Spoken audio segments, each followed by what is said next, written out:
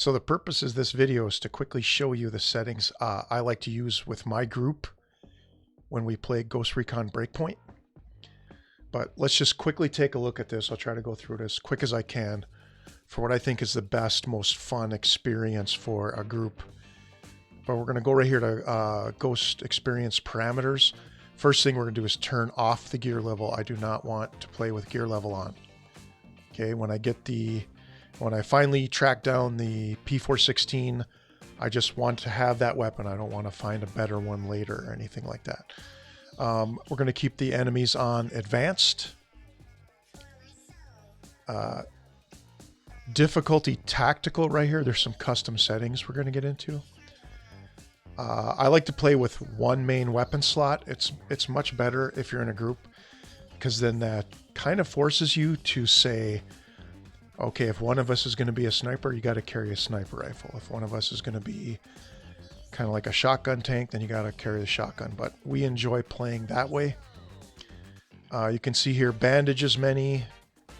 Syringes will heal your injuries. We're going to leave that on. Risk of injury often. Stamina consumption extreme. Health regeneration partial. That'll mean you'll recover health only one bar. So once you get below 1 bar, you won't get that one back unless you heal. I like the ammo loss on reload. I think that makes you conserve your ammo better. And we like playing with Darkest Night on. Getting down here, again, we're going to be... No need to worry about these. Those are for your AI teammates. I like for the social hub to be just my group, so I'm not seeing other people walk around there. And we actually normally have this on Erewhon only. I'm going to change it back now. And garage at bivouac, Erewhon only. Actually, we can shop. We can shop anywhere. But I like garage at bivouac to be Erewhon only. That kind of forces you to have to steal vehicles or go to Erewhon to get a vehicle, where it's a little less realistic to be able to, pull out a vehicle or a chopper at any bivouac. So we're normally on those settings. And then we go over here to the interface, and you can see down here, crosshair, I like to have on never. That way I have to use my laser sighting. If somebody in the group wants to leave that as dynamic or always, that's fine. I like to have mine on never and just use my laser sighting. Keep in mind that is going to eliminate crosshairs from vehicles. So like when you get in a chopper and stuff like that, so it can be a little harder. So some folks like to have it on dynamic or always. Hit markers, dynamic, stamina, never. It's never going to show that meter. I like to have my weapons and display items on dynamic just so I can check my rounds and my current level of injury. Tool information to be dynamic. Class technique, I've switched to never.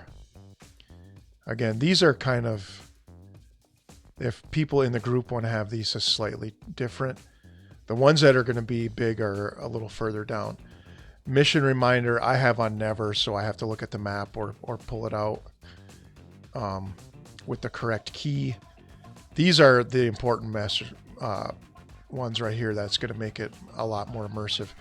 Detection gauge, I'm going to have on never. You won't know when you're being spotted, basically. Warning messages, I'm going to go ahead and leave those on. You can talk to your group about what you want to do about those. 3D loot markers, I'm going to put on never. Shaders, dynamic. Loot notification, dynamic. XP module, I'm going to turn that off. HUD markers on enemies, another important one for your group is to everybody have those on never, so that you don't see those marks over their heads. Again, a little more realistic. HUD markers on allies, I'm going to put that on never. Teammates, I'm going to put that on dynamic so I can find my teammates easier. Sizes are normal.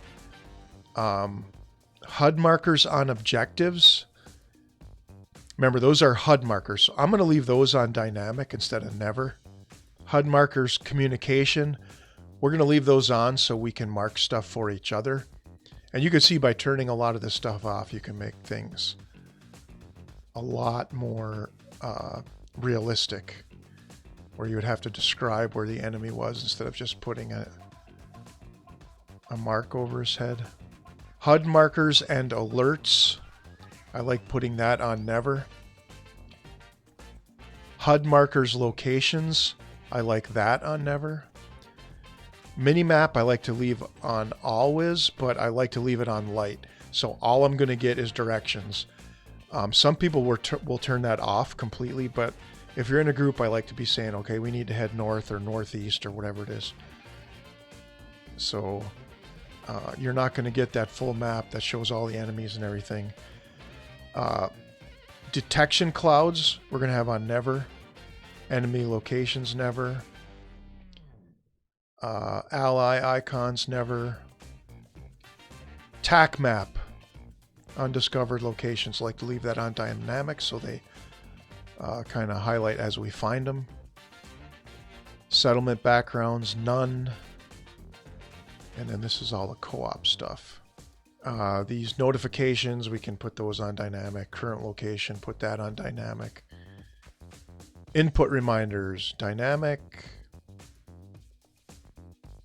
Vehicles, we can leave that on dynamic.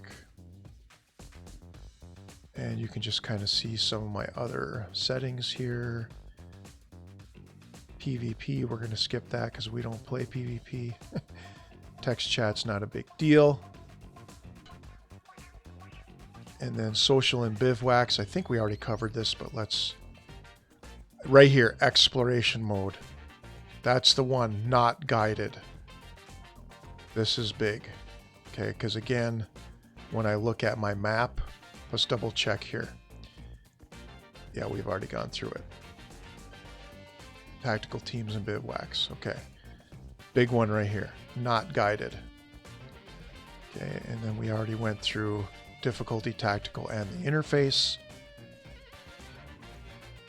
And that has...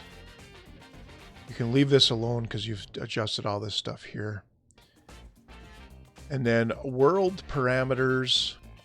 And I'm going to go back to classic here. And reduced none. Apply changes. That's going to reload my world.